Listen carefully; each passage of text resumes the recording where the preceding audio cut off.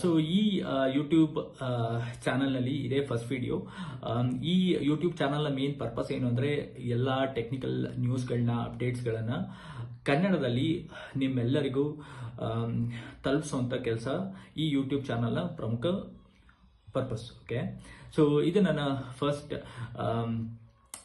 Video.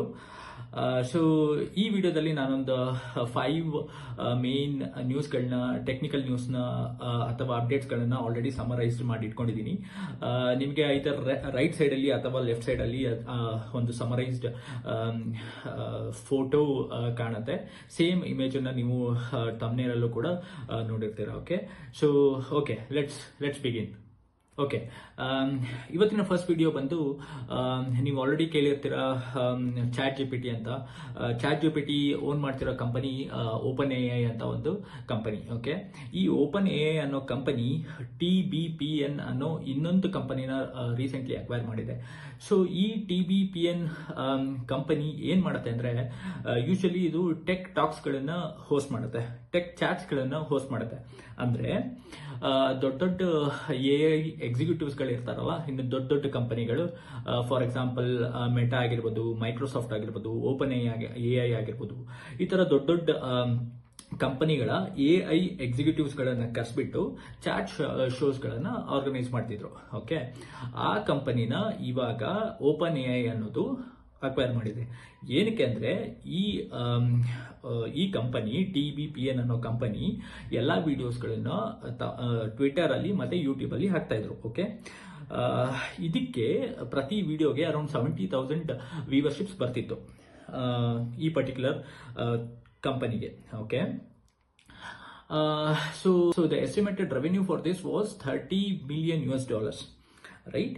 So ಇವಾಗ open A ಇದನ್ನ acquire ಮಾಡಿದ್ಮೇಲೆ ಆಬ್ವಿಯಸ್ಲಿ ವ್ಯೂವರ್ಶಿಪ್ ಜಾಸ್ತಿ ಆಗ್ತಾರೆ, ಇದಕ್ಕೆ ಪ್ರಾಫಿಟ್ ಜಾಸ್ತಿ ಆಗುತ್ತೆ, ರೆವೆನ್ಯೂ ಜಾಸ್ತಿ ಆಗುತ್ತೆ. ಓಕೆ, ಸೊ ಅದಲ್ಲದೆ ದ ಮೇನ್ ಉದ್ದೇಶ ಏನು ಅಂದ್ರೆ, around the world, around the globe ಅಲ್ಲಿ AI ಸಮಾಚಾರಗಳು ಜಾಸ್ತಿ ಹರಡ್ಲಿ, ನ್ಯೂಸ್ಗಳು ಜಾಸ್ತಿ ಜನಕ್ಕೆ ಸೇರ್ಲಿ, ಮುಟ್ಲಿ ಅನ್ನೋದೇ ಈ ಓಪನ್ ಎಐ ಕಂಪನಿಯ ಉದ್ದೇಶ, ಪ್ಲಸ್ ರೆವೆನ್ಯೂ ಆಬ್ವಿಯಸ್ಲಿ. ಸೊ ನಮ್ಮ ಸೆಕೆಂಡ್ ನ್ಯೂಸ್ ಬಂದ್ಬಿಟ್ಟು ಟೆಸ್ಲಾ ರಿಲೇಟೆಡ್. ನಿಮ್ಗೆಲ್ಲರಿಗೂ ಗೊತ್ತು ಟೆಸ್ಲಾ ಎಷ್ಟು ಬೂಮಿಂಗ್ ಅಲ್ಲಿದೆ, ಟೆಸ್ಲಾ ಕಾರ್ಸ್ಗಳು ಎಷ್ಟು ಬೂಮಿಂಗ್ ಅಲ್ಲಿದೆ ಅಂತ ಹೇಳ್ಬಿಟ್ಟು. ಬಟ್ ಸರ್ಪ್ರೈಸಿಂಗ್ಲಿ ಏನಾಯ್ತು, ಟೆಸ್ಲಾದಲ್ಲಿ EV ರಿಲೇಟೆಡ್ ಕಾರ್ಸ್, ನಾನು ಮಾತಾಡ್ತಾ ಇರೋದು ಟೆಸ್ಲಾ EV ರಿಲೇಟೆಡ್ ಕಾರ್ಸ್ ಜಾಸ್ತಿ ಸೇಲ್ ಆಗ್ತಿಲ್ಲ ಇವಾಗ. I am talking about US. Okay, ಟೆಸ್ಲಾದವರು ಪ್ರಾಮಿಸ್ ಮಾಡಿದ್ರು every year on year 50% growth ಮಾಡ್ತೀವಿ, ಸೇಲ್ಸ್ ಜಾಸ್ತಿ ಇನ್ಕ್ರೀಸ್ ಮಾಡ್ತೀವಿ ಅಂತ. ಬಟ್ ರೀಸೆಂಟ್ ಆಗಿ ಅವ್ರದ್ದು ಪ್ರೆಸ್ ರಿಲೀಸ್ ನೋಡಿದ್ರೆ ಓನ್ಲಿ 6% ಇನ್ಕ್ರೀಸ್ ಆಗಿದೆ ಸೇಲ್ಸ್ ಅಲ್ಲಿ. ಓಕೆ, ಆಕ್ಚುಲಿ ಅವ್ರದ್ದು ಸೇಲ್ಸ್ ಡಿಪ್ ಆಗ್ತಾ ಇದೆ, ಪ್ರಾಫಿಟ್ ಡಿಪ್ ಆಗ್ತಾ ಇದೆ ವೆನ್ ಕಂಪೇರ್ ಟು ಪ್ರೊಡಕ್ಷನ್. ಅವ್ರ ಪ್ರೊಡಕ್ಷನ್ ತುಂಬಾ ಜಾಸ್ತಿ ಇದೆ, ಕಾರ್ಸಿನ ಪ್ರೊಡಕ್ಷನ್ ತುಂಬಾ ಜಾಸ್ತಿ ಇದೆ, ಬಟ್ ಅವ್ರದ್ದು ಸೇಲ್ಸ್ ಮತ್ತೆ ಪ್ರಾಫಿಟ್ ಡಿಪ್ ಆಗ್ತಾ ಇದೆ.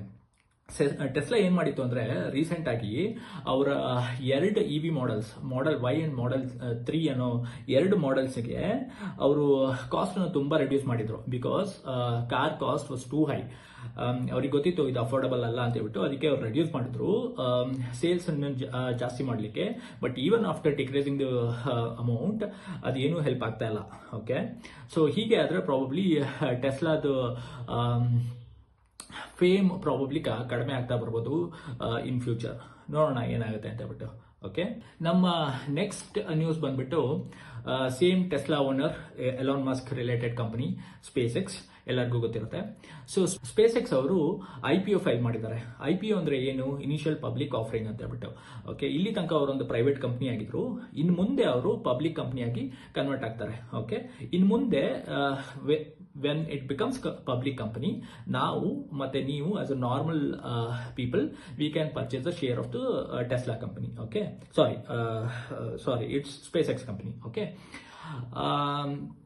ಇದರಲ್ಲಿ ಏನ್ ವಿಶೇಷತೆ ಇದೆ ಅಂದ್ರೆ, ಇಲ್ಲಿ ತನಕ ಇನ್ ದ ಹಿಸ್ಟ್ರಿ ಇಷ್ಟೊಂದು ದೊಡ್ಡ IPO ಯಾವತ್ತು ಯಾವ ಕಂಪ್ನಿದು ರಿಲೀಸ್ ಆಗೇ ಇಲ್ಲ. ಸೊ ಇವ್ರದ್ದು ಸ್ಪೇಸ್ ಎಕ್ಸ್ ಅನ್ನೋ ಕಂಪನಿದು ಏನ್ ಮಾಡ್ತಿರೋ ವ್ಯಾಲ್ಯೂಯೇಷನ್, ಕಂಪನಿ ವ್ಯಾಲ್ಯೂಯೇಷನ್ ಬಂದು 1.75 ಟ್ರಿಲಿಯನ್.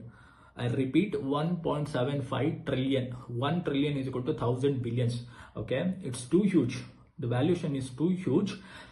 ಇಷ್ಟು ವ್ಯಾಲ್ಯೂಷನ್ ಇದೆ ಅಲ್ವಾ, ಬಟ್ ಇವ್ರು ಫಂಡ್ ರೈಸ್ ಮಾಡ್ತಾ ಇರೋದು, ಇವರು ನಮಗೆ ಅಂತ ಪಬ್ಲಿಕ್ಗೆ ಅಂತ ರಿಲೀಸ್ ಮಾಡ್ತಿರೋದು ಓನ್ಲಿ 75 ಬಿಲಿಯನ್ ಅಷ್ಟೇ. Okay, like 4%, 3 to 4% of the total company valuation ಅಷ್ಟೇ. So it's too huge.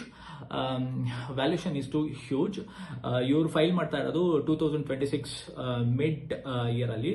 ನೋಡೋಣ ಯಾವಾಗ ರಿಲೀಸ್ ಮಾಡ್ತಾರೆ ಎಕ್ಸಾಕ್ಟ್ ಆಗಿ ಅಂತ ಹೇಳ್ಬಿಟ್ಟು. ಆ ಪರ್ಟಿಕ್ಯುಲರ್ ಟೈಮ್ ಅಲ್ಲಿ ಅವ್ರದ್ದು ವ್ಯಾಲ್ಯೂಷನ್ ಮತ್ತೆ ಫಂಡ್ ಎಷ್ಟು ರೈಸ್ ಮಾಡ್ತಾರೆ ಎಕ್ಸಾಕ್ಟ್ಲಿ ಅವಾಗ ಗೊತ್ತಾಗುತ್ತೆ. ಆಬ್ವಿಯಸ್ಲಿ ಶೇರ್ ಪ್ರೈಸ್ ಎಲ್ಲ ತುಂಬಾ ಹೈ ಇರುತ್ತೆ, ತುಂಬಾ ಬೂಮಿಂಗ್ ಇರುತ್ತೆ, ತುಂಬಾ ಡಿಮ್ಯಾಂಡಿಂಗ್ ಇರುತ್ತೆ. ನೋಡೋಣ. ಓಕೆ, ನೆಕ್ಸ್ಟ್ ಇಂಪಾರ್ಟೆಂಟ್ ನ್ಯೂಸ್ ಏನಂದ್ರೆ, ಆಪಲ್ ಅವರು ತಮ್ಮ ಹೊಸ ಮ್ಯಾಕ್ಬುಕ್ ರಿಲೀಸ್ ಮಾಡಿದ್ದಾರೆ. ಅದರ ಹೆಸರು ಮ್ಯಾಕ್ಬುಕ್ ನಿಯೋ ಅಂತ ಹೇಳ್ಬಿಟ್ಟು. ಮೋಸ್ಟ್ಲಿ ಇದು ವಿಂಡೋಸ್ ಅವರಿಗೆ ತುಂಬಾ ಹೊಡೆತ ಕೊಡಬಹುದು ಅಂತ ಮಾತಿದೆ. ಏನಕ್ಕೆ ಅಂತ ಒಂದು ರೀಸನ್ ಕೂಡ ಇದೆ. ಈ ಮ್ಯಾಕ್ಬುಕ್ ನಿಯೋ ಕಾಸ್ಟ್ ಬಂದಿರೋದು ಕಾಸ್ಟ್ ರಿಲೀಸ್ ಮಾಡಿರೋದು ಅವರು 69,900ಗೆ, ಆಲ್ಮೋಸ್ಟ್ 70,000 ಅಂತ ಅನ್ಕೊಳ್ಳಿ. ಸೊ ಇಷ್ಟು ದಿನ ವಿಂಡೋಸ್ ಅವರು ಯಾಕೆ ಮ್ಯಾಕ್ ಬುಕ್ಕಿಗೆ ಹೋಗ್ತಿರ್ಲಿಲ್ಲ, ಆಪಲ್ ಮ್ಯಾಕ್ ಅನ್ನ ಯಾಕೆ ಪರ್ಚೇಸ್ ಮಾಡ್ತಿರ್ಲಿಲ್ಲ ಅಂದ್ರೆ ಅವ್ರದ್ದು cost was too high, affordability ಇರಲಿಲ್ಲ. ಬಟ್ ಈಗ ಅವರು ಅಂಡರ್ಸ್ಟ್ಯಾಂಡ್ ಮಾಡ್ಕೊಂಡಿದ್ದಾರೆ ಮಾರ್ಕೆಟ್ ಪಲ್ಸ್ ನ. ಸೊ ಅಫೋರ್ಡಬಲ್ ರೇಟ್ ಅಲ್ಲಿ ಒಂದು ಮ್ಯಾಕ್ ಬುಕ್ ಅನ್ನ ರಿಲೀಸ್ ಮಾಡಿದ್ದಾರೆ. ಓಕೆ, ಸೊ ಫಸ್ಟ್ ರಿವ್ಯೂಸ್ ಏನ್ ಬರ್ತಾ ಇದೆ ಅಂದ್ರೆ, the brightness or the display is very good, sound is very good. ಆದ್ರೆ there are some disadvantages as well. Bezel ಇದೆಯಲ್ಲ, ಸ್ಕ್ರೀನ್ ಬೆಜಲ್ ತುಂಬಾ ಜಾಸ್ತಿ ಥಿಕ್ ಇದೆ ಅಂತ ಗೊತ್ತಾಗ್ತಾ ಇದೆ. ಆಮೇಲೆ ಅವ್ರದ್ದು ಮೆಮೊರಿ 8 GB ಮಾತ್ರ ಇರೋದು. ಆಮೇಲೆ ಅವ್ರದ್ದು ಪ್ರೊಸೆಸರ್ ಕೂಡ M ಸೀರೀಸ್ ಅಲ್ಲ, M3, M4, M5 ಇದು ಯಾವ ಸೀರೀಸು ಅಲ್ಲ. ಅವರು A18 ಅಂದ್ರೆ ಮೊಬೈಲ್ಗಳಲ್ಲಿ ಅವರು ಯೂಸ್ ಮಾಡ್ತಿರೋ ಒಂದು ಚಿಪ್ ಸೆಟ್ ಅನ್ನ ಸೇಮ್ ನ ಯೂಸ್ ಮಾಡಿದ್ದಾರೆ. ಬಟ್ 13 ಇಂಚ್ ಸ್ಕ್ರೀನ್ ಹೊಂದಿರುತ್ತೆ, ಮತ್ತೆ ವೆರಿ ಸ್ಲೀಕ್ ಮತ್ತೆ ಪೋರ್ಟಬಲ್ ಆಗಿದೆ. ಓಕೆ, ಯಾರ್ಯಾರಿಗೆ ಇದು ಕನ್ಸಿರುತ್ತೆ, ಎಸ್ಪೆಷಲಿ ಸ್ಟೂಡೆಂಟ್ಸ್ ಗಳಿಗೆ ಆಸೆಗಳಿರುತ್ತಲ್ಲ, ನಾನು ಮ್ಯಾಕ್ ಬುಕ್ ಓನ್ ಮಾಡಬೇಕು, ಆಪಲ್ ಓನ್ ಮಾಡಬೇಕು ಅಂತ ಹೇಳ್ಬಿಟ್ಟು ಆಪಲ್ ಡಿವೈಸಸ್ಗಳನ್ನ, ಸೊ ಅಂಥವರಿಗೆ it definitely good bye. It is very sleek, very portable. So ಆರಾಮ್ಸೆ ಅಫೋರ್ಡ್ ಮಾಡ್ಬೋದು ಇವಾಗ. ಲೆಟ್ ಸಿ ಇದರ ಮಾರ್ಕೆಟ್ ಹೇಗಿರುತ್ತೆ, ಇದರ ಡಿಮ್ಯಾಂಡ್ ಹೇಗಿರುತ್ತೆ ಇನ್ ಫ್ಯೂಚರ್ ಅಂತ ಹೇಳ್ಬಿಟ್ಟು. ಈಗ ಜಸ್ಟ್ ರಿಲೀಸ್ ಆಗಿದೆ, ಇನ್ ಫ್ಯೂಚರ್ ಹೇಗಿರುತ್ತೆ ಅಂತ ನೋಡೋಣ. So last but not least, Google ಅವ್ರದ್ದು ಎ ಆಲ್ರೆಡಿ ಗೊತ್ತಿರುತ್ತೆ ನಿಮಗೆ, ಜೆಮಿನಿ ಅಂತ ಹೇಳ್ಬಿಟ್ಟು ಆಲ್ಮೋಸ್ಟ್ ಎಲ್ಲರೂ ಯೂಸ್ ಮಾಡ್ತಿದ್ದಾರೆ. ಸೊ ಅದೊಂದು ಕಾಂಪ್ಲಿಕೇಟೆಡ್ ಪರ್ಪಸ್ ಅನ್ನ ಸರ್ವ್ ಮಾಡ್ತಾ ಇತ್ತು. ಡೇ ಟು ಡೇ ಪರ್ಪಸ್ಗೆ ನಾವು ಎಲ್ಲರೂ ಗೂಗಲ್ ಜೆಮಿನಿನ ಯೂಸ್ ಮಾಡಿರ್ತೀವಿ, ಕರೆಕ್ಟ್? ಸೊ ಇವಾಗ ಅವರು ಇನ್ನೊಂದು ಎ ನ ರಿಲೀಸ್ ಮಾಡಿದ್ದಾರೆ, ಅದರ ಹೆಸರು ಜೆಮ್ಮಾ 4 ಅಂತ ಹೇಳ್ಬಿಟ್ಟು. ಇದು ಮೇನ್ಲಿ ಫಾರ್ IT ಅಲ್ಲಿ ಇರೋ ಡೆವಲಪರ್ಸ್ಗೆ. Okay, not only that, even ನೀವು ಕೂಡ ಎಲ್ಲರೂ ಕೂಡ ಯೂಸ್ ಮಾಡ್ಕೋಬಹುದು. ಈ ಪರ್ಟಿಕ್ಯುಲರ್ AI ನ ನಾವೇನಾದ್ರು ನಮ್ಮ ಲ್ಯಾಪ್ಟಾಪ್, ನಮ್ಮ ಪರ್ಸನಲ್ ಡೆಸ್ಕ್ಟಾಪ್, ಲೋಕಲ್ ಮೆಷಿನ್ಸ್ ಗಳಲ್ಲಿ ಡೌನ್ಲೋಡ್ ಮಾಡಿ ಇನ್ಸ್ಟಾಲ್ ಮಾಡ್ಕೊಂಡ್ರೆ ನಾವೇ ನಮ್ಮ ಅಪ್ಲಿಕೇಶನ್ಸ್ ಗಳನ್ನ ಡೆವಲಪ್ ಮಾಡಬಹುದು. ನಮಗೆ ಇಷ್ಟ ಬಂದಂತೆ as per our will and wish ನಾವೇ ಹೊಸ ಅಪ್ಲಿಕೇಶನ್ಸ್ ಗಳನ್ನ ಡೆವಲಪ್ ಮಾಡಬಹುದು. ಇರೋ ಅಪ್ಲಿಕೇಶನ್ಸ್ ಗಳನ್ನ ಕಸ್ಟಮೈಸ್ ಮಾಡಬಹುದು, ಅನಲೈಸ್ ಮಾಡಬಹುದು. You can do anything you want with applications. For example, ಈ AI ನ ನೀವು ಇನ್ಸ್ಟಾಲ್ ಮಾಡ್ಕೊಂಡ್ರೆ ನಿಮ್ಮ ಅಪ್ಲಿಕೇಶನ್ ಅಲ್ಲಿ ನೀವೇ ಒಂದು ಅಪ್ಲಿಕೇಶನ್ ಅನ್ನ ಕ್ರಿಯೇಟ್ ಮಾಡಿ ಅದನ್ನ ಗೂಗಲ್ ಪ್ಲೇ ಸ್ಟೋರ್ ಅಲ್ಲೋ ಅಥವಾ ಆಪಲ್ ಸ್ಟೋರ್ ಅಲ್ಲೋ ಎಲ್ಲೋ ಡೆಪ್ಲಾಯ್ ಮಾಡಬಹುದು. ಅದನ್ನ ಬೇರೆ ಯಾರೋ ಡೌನ್ಲೋಡ್ ಮಾಡ್ಕೊಂಡು ಯೂಸ್ ಮಾಡ್ಕೋಬಹುದು, right? So as easy as that, right? So it is very similar to Anthropic ಅಂತ ಒಂದು ಕಂಪನಿ ಇದೆ. ಅವರು ಕೂಡ ಒಂದು ಕ್ಲಾಡ್ ಕೋಡ್ ಅಂತ ಹೇಳ್ಬಿಟ್ಟು ಒಂದು AI ನ ರಿಲೀಸ್ ಮಾಡಿದ್ರು. ಅದು ಕೂಡ ಸೇಮ್ ಪರ್ಪಸ್. ಇವಾಗ ಆ ಕ್ಲಾಡ್ ಕೋಡಿಗೆ ಈ ಗೂಗಲ್ ಜೆಮ್ಮಾ 4 ಅನ್ನೋದು ಒಳ್ಳೆ ಕಾಂಪಿಟೇಷನ್ ಕೊಡುತ್ತೆ ಅಂತ ಹೇಳ್ತಾ ಇದ್ದಾರೆ.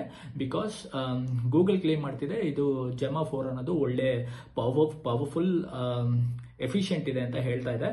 ಲೆಟ್ ಸಿ, ನಾನು ಕೂಡ ಯೂಸ್ ಮಾಡಕ್ಕೆ ಟ್ರೈ ಮಾಡ್ತೀನಿ. So let see how good it is. Okay, so ಇಲ್ಲಿಗೆ all the tech updates for today complete ಆಗುತ್ತೆ.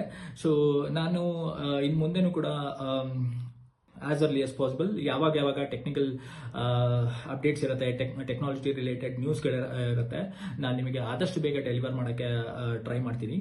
ವೀಕ್ಲಿ ಅರೌಂಡ್ 2 to 3 ವಿಡಿಯೋಸ್ ಹಾಗೆ ಟ್ರೈ ಮಾಡ್ತೀನಿ.